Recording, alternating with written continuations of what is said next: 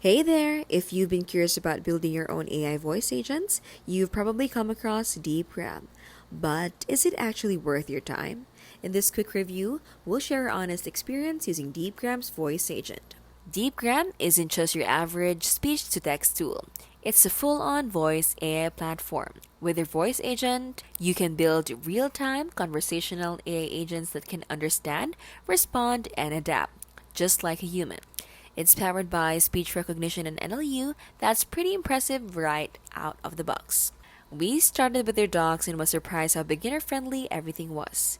Setting up the agent took less time than we expected. The real time transcription was fast and accurate, even with background noise. What stood out? The flexibility.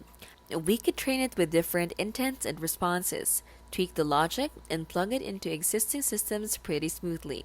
That said, there's a bit of a learning curve if you're totally new to AI workflows. But if you've built with tools like Dialogflow or Twilio, you'll feel right at home. Pros: super fast speech to text, solid accuracy, and developer friendly setup. Plus, you can scale voice agents without breaking your brain. The downside: there's still room for more no code options and UI polish.